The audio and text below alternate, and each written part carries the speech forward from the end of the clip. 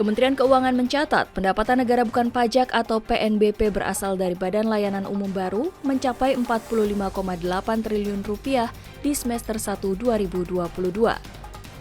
Dirjen Anggaran Kemenkyu, Isa Rahmatarwata mengatakan, semua Blue selama semester 1 2022 mengalami penurunan terutama di sisi kelapa sawit. Sumber pendapatan Blue terdiri dari beberapa sektor, seperti berasal dari layanan rumah sakit, perguruan tinggi, jasa penyelenggaraan telekomunikasi, kelapa sawit, dan sebagainya. Namun di semester 1 2022, penurunan terutama disebabkan pada pendapatan kelapa sawit. Realisasi pendapatan Blue semester 1 tahun ini turun 14,5 triliun dibandingkan periode yang sama tahun lalu yang mencapai 60,3 triliun rupiah. Khusus pendapatan pengelolaan dana perkebunan kelapa sawit hingga paruh pertama 2022 sebesar 24,22 triliun atau turun 35,4% dibanding periode yang sama tahun lalu.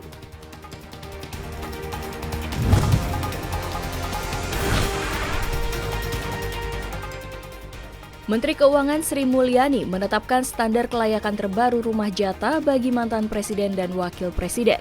Dalam Peraturan Menteri Keuangan Nomor 120 Tahun 2022 menyebutkan, rumah bagi mantan presiden dan wapres maksimal seluas 1.500 meter persegi untuk yang berlokasi di DKI Jakarta dan paling banyak setara dengan nilai tanah 1.500 meter persegi untuk yang berlokasi di luar DKI Jakarta. Dalam Blade itu, salah satu standar yang ditetapkan adalah luas, bentuk, dimensi, dan tata letak rumah untuk mendukung aktivitas mantan presiden dan wapres beserta keluarga. Disebutkan juga bahwa penyediaan rumah kediaman untuk mantan presiden dan wakil presiden melalui 3 mekanisme, yakni pembelian tanah dan bangunan, pembelian tanah dan pembangunan rumah, serta pembangunan atau peremajaan rumah di lahan milik pribadi untuk rumah kediaman. Sementara itu, perhitungan nilai anggaran untuk pengadaan kediaman mantan presiden dan wapres akan dilakukan oleh Direktur Jenderal Kekayaan Negara atau DJKN setelah menerima pengajuan permohonan dari Menteri Sekretaris Negara. Selanjutnya, DJKN akan melakukan survei nilai pasar tanah sebelum masa jabatan presiden dan wapres berakhir.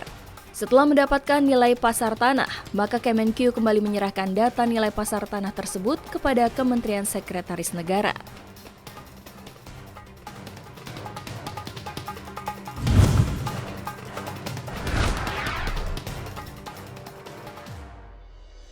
Presiden Joko Widodo menargetkan angka anak dengan stunting menurun di tahun 2024 menjadi 14%.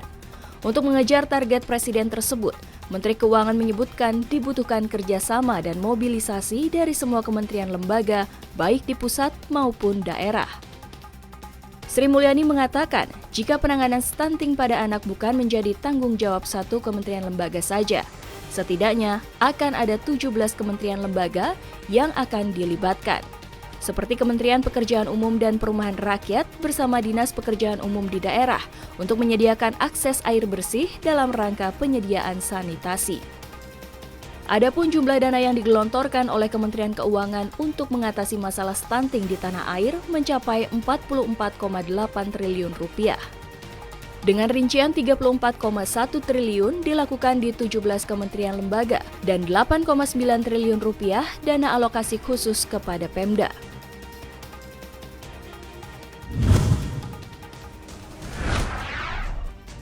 Tingginya biaya hidup di tengah lonjakan inflasi Amerika Serikat membuat sebagian besar warganya menarik utang kartu kredit.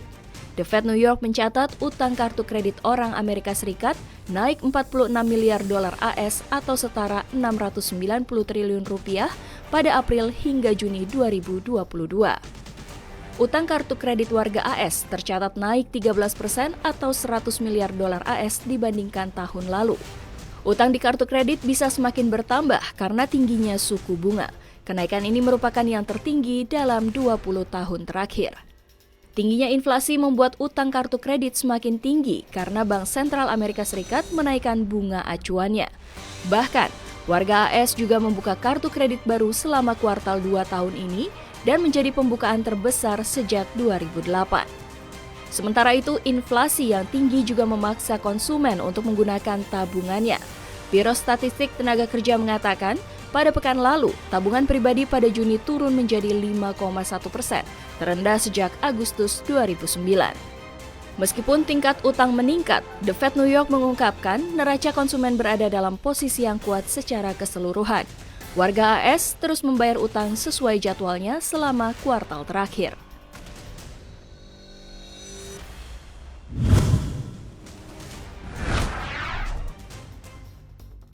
OPEC Plus memutuskan untuk sedikit meningkatkan produksi minyak di tengah potensi resesi global. Mulai bulan September, OPEC Plus akan menaikkan produksi minyaknya 100.000 barel per hari, setara dengan 0,1% permintaan global. Keputusan OPEC Plus ini tidak sesuai dengan ekspektasi Presiden Amerika Serikat Joe Biden yang menginginkan agar negara-negara produsen minyak mentah bisa menambah produksi lebih banyak lagi. Untuk kepentingan tersebut, Biden telah berkunjung ke Arab Saudi yang merupakan pemimpin OPEC Plus. Berdasarkan data di pukul 15.30 waktu Indonesia Barat, harga minyak WTI kontrak September berada di angka $91,16 AS per barel, menguat 0,55%. Harga minyak Brent turun terapresiasi 0,33% di angka $97,10 AS per barel. Sebelumnya, OPEC Plus setuju untuk meningkatkan produksi sebesar 648.000 barel per hari pada Juli dan Agustus. Namun, menurut survei Reuters, awal pekan ini banyak negara telah gagal memenuhi janji mereka. OPEC menyatakan banyak dari kapasitas produksi anggotanya sangat terbatas karena kurangnya investasi di sektor minyak.